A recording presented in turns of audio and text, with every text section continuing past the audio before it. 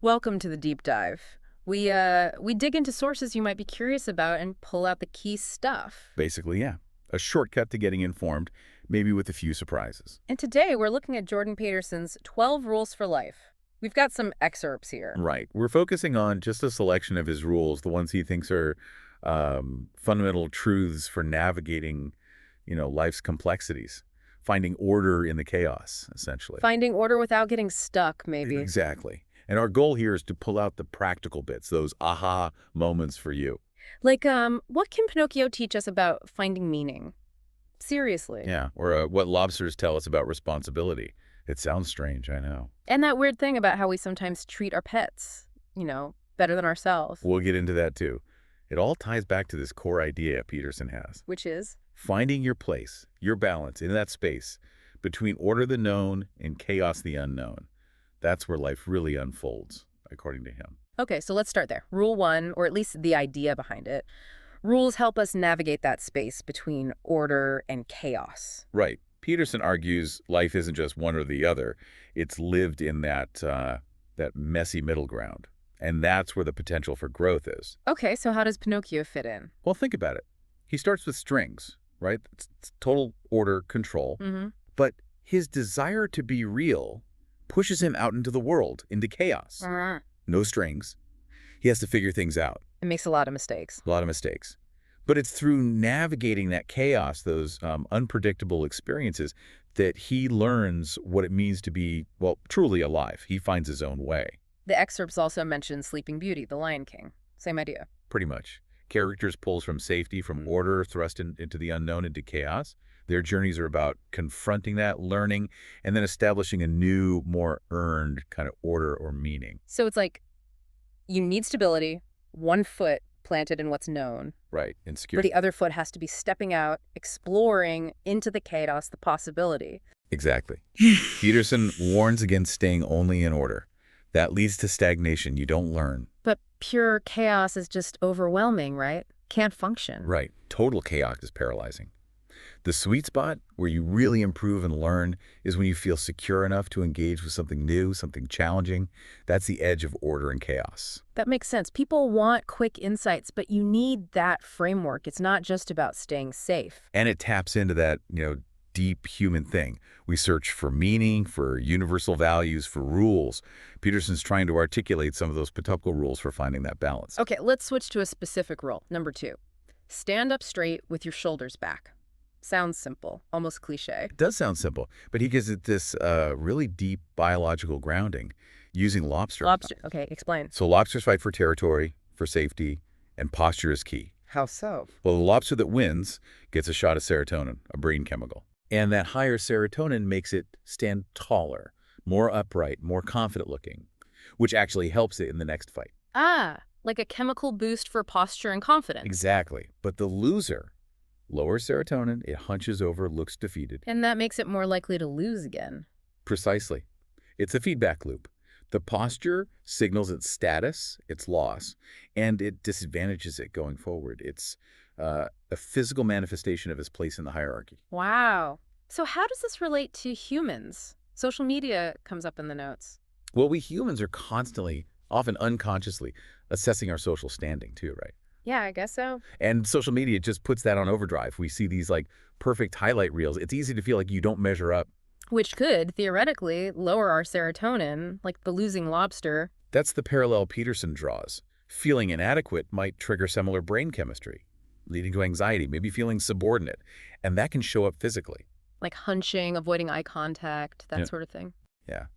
And if you carry yourself like that, tense and closed off, others might perceive you as less confident, maybe lower status, which can reinforce the feeling. Another feedback loop. A negative one this time. Exactly. It's like this ancient mechanism, Peterson calls it, 350 million years of practical wisdom from the lobster playing out in our modern lives. So what's the advice then? Just stand up straight. Pretty much. He says, quit drooping and hunching around. Speak your mind. Walk tall and gaze forthrightly ahead. Dare to be dangerous. Encourage the serotonin to flow. Dare to be dangerous. I think he means dare to occupy space, to be present, to signal confidence.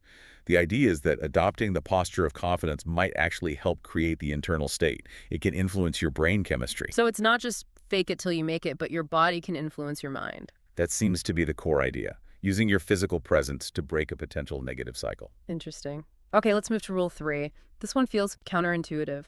Treat yourself like someone you're responsible for helping. Right. And the excerpt kicks off with that striking point. Yeah. We often give our pets their medication meticulously, but But we skip our own. The stat was, what, a third of people ignore their own doctor's orders? yeah, something like that. It's wild. We schedule the vet, buy the special food, but neglect ourselves. So the big question is, why? Why do we do that? The excerpt connects it to Adam and Eve. How? Well, Peterson's interpretation, as presented here, is that the story implants this deep awareness of human fallibility, our capacity for doing wrong. Okay. Like original sin creates inherent shame. Sort of a sense of being flawed, unworthy, and maybe knowing about humanity's historical atrocities adds to that. A kind of self-loathing, or at least a deep awareness of our dark side. Which makes us feel less deserving of care than, say, an innocent animal or child. That's the idea explored in the excerpt. Pets seem innocent, uncomplicatedly good, maybe. We see ourselves, with all our complexities and failings, as less worthy recipients of that meticulous care. That's a heavy thought. It is. But then the excerpt brings in the Eastern concept of yin-yang. To counter that. Yeah, to challenge that black and white, good versus bad view of ourselves. Yin-yang suggests that light contains dark. Dark contains light. We're both, not purely flawed. So it's about accepting the duality, not just focusing on the negative potential. Exactly. And accepting that complexity means recognizing our value despite our flaws. Peterson argues that self-care isn't selfish indulgence. It's a moral duty. A duty. Why? Because the idea goes, you are important. You have a contribution to make, a vital mission, even if it's just living your life well. Neglecting yourself hinders your ability to do that. You have a responsibility to yourself. It flips the script from I'm not worth it to I have a responsibility to be my best self. Precisely. A powerful reframe. Okay, rule 4. This one feels very modern. Compare yourself to who you were yesterday, not to who someone else is today. Oh, definitely. Comparison is the thief of joy, right? The excerpt nails that. We all do it, though, especially now. Constantly. And look, some self-critique is good. It motivates us. But comparing yourself to others, that's usually a losing game. Why more now than before? The excerpt mentions smaller tribes in the past. Right. In a small community, maybe you could be the best hunter or storyteller or whatever. Yeah. Your skills were visible, valued locally. You could get direct feedback, see your impact. Exactly. Now, we're comparing ourselves to the entire planet. Billions of people. Someone's always richer, smarter, better looking, more successful online. Anyway, the odds of feeling like you're winning that game are tiny. So you just end up focusing on what you don't have. Yes. You lose sight of your own path, your own progress. Peterson's quoted saying, we tend to overvalue what we don't have and undervalue what we do. Makes sense. So the antidote is shifting the comparison point. Not them, but you. Yesterday's you. Because then you can actually see the changes, the small steps. Exactly. Even tiny improvements become visible. Did you do one thing slightly better today than yesterday? Learn one small thing? That's progress. It builds momentum. It's realistic. It's encouraging. Instead of feeling crushed because someone else just, I don't know, sold their company for $1 billion. Right. Focus on your own trajectory. That's the actionable part. Okay, trajectory. That leads nicely into rule 5. Pursue what's meaningful, not what's expedient. Yeah, this one's about the long game versus the short-term fix. The excerpt says life isn't always fair or happy, but it should be meaningful. Right. And meaning often requires, well, sacrifice. Giving up immediate gratification, what's easy or convenient right now, for something larger, something aligned with your values down the road. The monkey in the cookie jar analogy comes up here. Yeah, classic. The monkey traps itself because it won't let go of the cookie. The immediate reward, even though letting go would mean freedom, something better. So expediency is the cookie, and meaning is freedom. Or something else. Meaning is the thing that requires letting go of the easy cookie. It often involves facing difficulties, stepping into that uncharted territory, again, the chaos we talked about. Pursuing meaning pulls you out of pure, comfortable order. Often, yes. Because meaning isn't usually found in just repeating the same safe routines. It comes from grappling with challenges, exploring the unknown, developing new skills, maybe creating something new. That's where chaos meets order. Chaos being the place of novelty, potential new ideas. Exactly. And order being the familiar, the predictable, the rituals that ground us. And again, the ideal spot is in the middle, needing both. That's the recurring theme. You need the stability of order, but you need the challenge and possibility of chaos to find true meaning and growth, not just quick fixes. Okay, let's talk interaction. Rule 6. Assume that the person you're listening to knows something you don't. Seems like basic politeness, but maybe more. It's much more.